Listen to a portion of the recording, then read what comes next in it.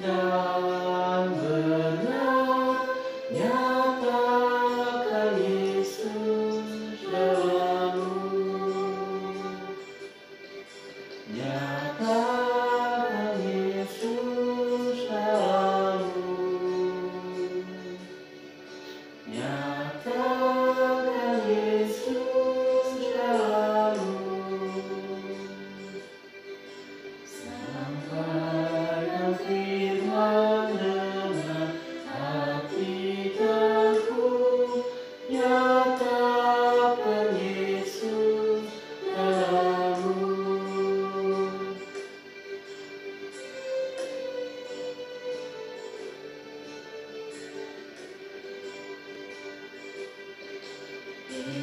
Hidupku kitab terbuka, dibaca sesamamu.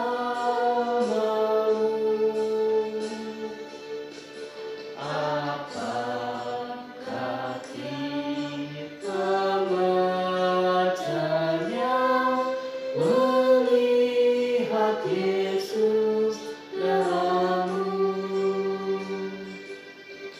Nyatakan Yesus dalammu. Nyatakan Yesus dalammu. Sampaikan firman dengan hati teguh, nyatakan Yesus dalammu.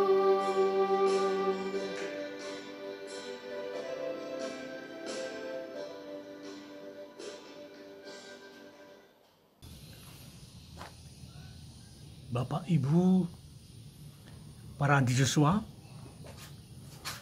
salam dalam Tuhan Yesus Kristus. Kita bisa bertemu kembali pada saat ini hanya karena berkat-Nya saja. Pada hari ini kita akan mendengar khotbah dari Petrus di hari turunnya Roh Kudus. Khotbah itu tertulis di dalam Kisah Para Rasul 2 ayat 16 sampai 18. Begini khotbah itu. Tetapi itulah yang difirmankan Allah dengan perantaraan Nabi Yoel. Akan terjadi pada hari-hari terakhir, demikian firman Allah, bahwa aku akan mencurahkan rohku ke atas semua manusia. Maka anak-anakmu, laki-laki dan perempuan, akan bernubuat. Dan teruna-terunamu akan mendapat penglihatan. Dan orang-orangmu yang tua akan mendapat mimpi. Juga ke atas hamba-hambaku, laki-laki dan perempuan, akan kucurahkan rohku pada hari-hari itu, dan mereka akan bernubuat. Bapak Ibu sekalian, kemampuan bernubuat atau memperoleh penglihatan dan memimpikan mimpi di dalam ayat-ayat itu tadi mempunyai arti yang sama, yaitu begini: kemampuan untuk satu, melihat ke depan dan memperkirakan apa yang akan terjadi. Itu kemampuan yang pertama yang disampaikan oleh Nabi Yoel tadi. Yang kedua ialah kemampuan memberikan wawasan agar orang bersiap menghadapi tantangan yang akan datang. Dan yang ketiga, memperingatkan orang agar bertobat serta berbalik dari arah yang menuju kerusakan. Itulah tadi yang disebut di dalam khotbah Petrus tadi itu sebagai kemampuan bernubuat, kemampuan memperoleh penglihatan, dan kemampuan memimpikan mimpi karena Roh Kudus.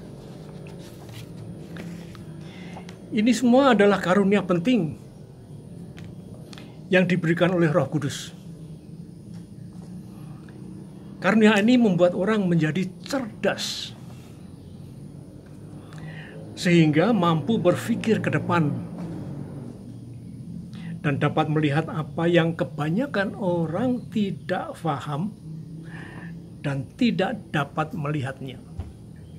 Hanya dia yang sudah mendapat Roh Kudus itu mampu melihat yang orang lain tidak lihat.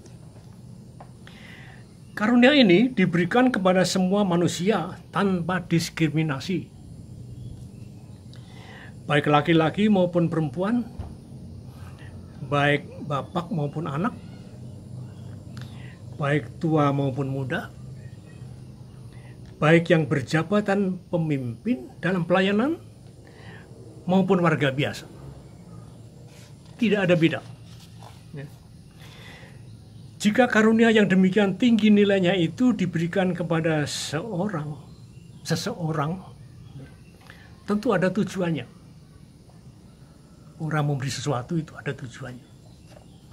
Tujuan itu ialah untuk memberdayakannya agar menjadi berkat bagi orang banyak dan pembaharuan kehidupan di lingkungannya.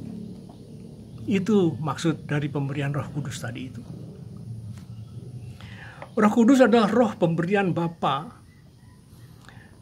kepada para milik Kristus sebagai penolong. Roh itu tinggal di dalam batin kita sebagai Kristus itu sendiri. Kristus yang turun sebagai roh dan berada di dalam batin kita, bersama kita. Lalu sekarang, apa hubungannya dengan situasi kita dan dunia di saat ini? Ya. Roh itu akan memampukan kita mengatasi segala tantangan yang timbul akibat krisis karena wabah virus corona yang sedang berkecamuk saat ini. Ia juga akan memampukan kita membangun kehidupan baru yang akan mendatangkan berkat bagi kita dan semua orang, bukan hanya kita saja. Ada tanda-tanda yang memberikan harapan itu. Sekarang ini, dunia sudah sadar bahwa COVID-19 atau COVID-19 itu bukanlah musuh yang mudah dikalahkan. Alot sekali. Virus itu akan mampu bertahan di bumi selama bertahun-tahun ke depan. Jadi tidak akan hilang bulan depan atau 2 bulan lagi atau setahun lagi, tapi bahkan 5 tahun mungkin lebih. Nah, maka kesadaran yang demikian bahwa virus itu masih akan tetap ada, itu telah membentuk sikap yang realistis. Tidak berangan-angan bahwa virus itu akan segera lenyap. Sikap itu ialah bagaimana manusia dapat hidup normal berdampingan dengan virus corona. Itu sikap yang realistis. Tidak bermimpi lagi mimpi di siang hari bolong. Di sini kita ditantang untuk membangun hidup secara baru di dalam keadaan normal yang baru. Ditantang untuk hidup secara baru dalam bekerja, dalam berkeluarga, dalam bermasyarakat, dan dalam bergereja.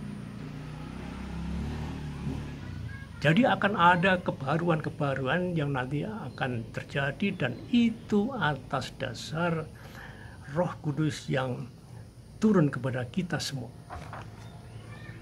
Di sini kita ditantang agar Yesus yang ada di dalam diri kita sebagai Roh Kudus itu dapat kita nyatakan dalam perilaku dan kerja kita sehari-hari. Seperti lirik dalam NKB 204 yang sering kita nyanyikan, terutama pada lirik pada akhir-akhir dari lagu itu, yang demikian bunyinya, nyatakan Yesus dalammu. Kita sudah mempunyai Yesus di dalam diri kita, itulah yang harus kita nyatakan, kita tampilkan keluar di dalam kita berperilaku, di dalam bekerja, dan di dalam kita melakukan sehari-hari kehidupan kita. Terima kasih Bapak Ibu sekalian. Amin.